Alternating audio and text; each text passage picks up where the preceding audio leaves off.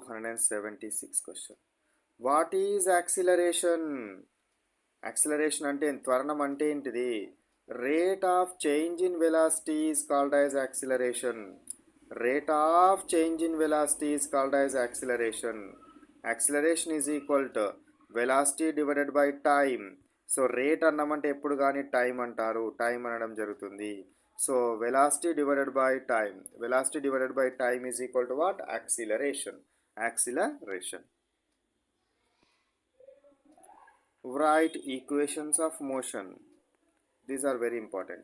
So write equations of motion. V is equal to U plus AT.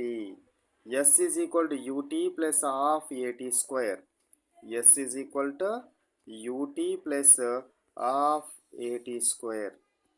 Next ఇంకొకటి V square minus U square is equal to 2AS. ఇక్కడ సరిగ్గా బలేదు. V square minus U square is equal to 2AS. Next, Sn is equal to U plus A into N minus half. Sn is equal to U plus A into N minus half. So, initial velocity, final velocity, acceleration and distance or displacement. ఇందు లోపల ఉండే terms అన్నీ కూడా మనకు తెలిసి ఉండాలి.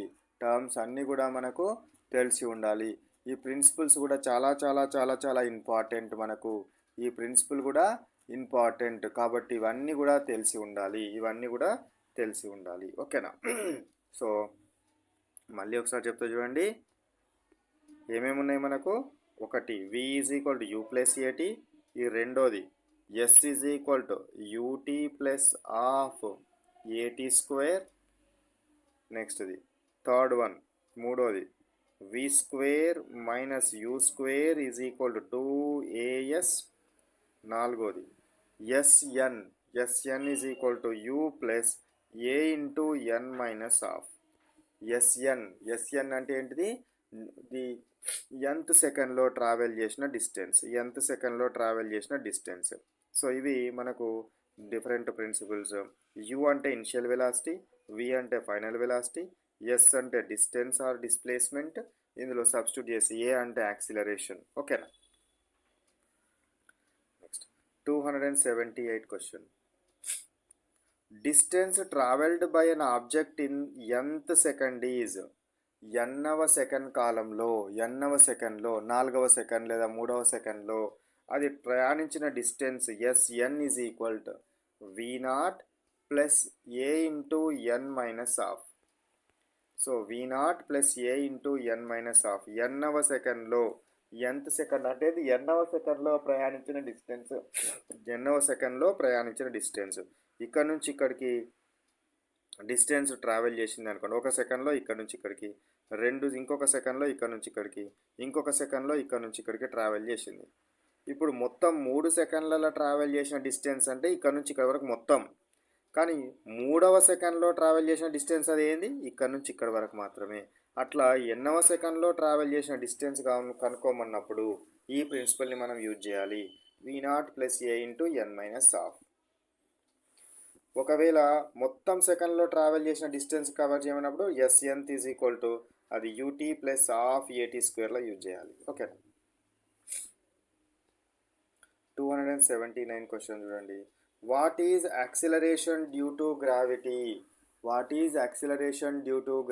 Acceleration due to gravity అంటే ఏమిటి? Change in speed of object due to an attraction by the earth. Is called as what? So acceleration due to gravity అని అనడం జరుగుతుంది. కాబట్టి మనం ఈ పదాలన్నీ కూడా జాగ్రత్తగా గుర్తుంచుకొని నేర్చుకోవాలి. What is acceleration due to gravity? అంటే ఏంటి? Change in speed of an object due to an attraction by the earth యొక్క అట్రాక్షన్ వలన ఉండేదాన్ని ఏమంటారు? దీన్ని గ్రావిటీ అంటారు. So what are the G units ఏంటివి? గ్రావిటీ యూనిట్స్ ఏంటివి? గ్రావిటీ అనేది గ్రావిటీ అనేది ఏంటిది? యాక్సిలరేషన్. కాబట్టి యాక్సిలరేషన్ యొక్క యూనిట్స్ ఏంటివి?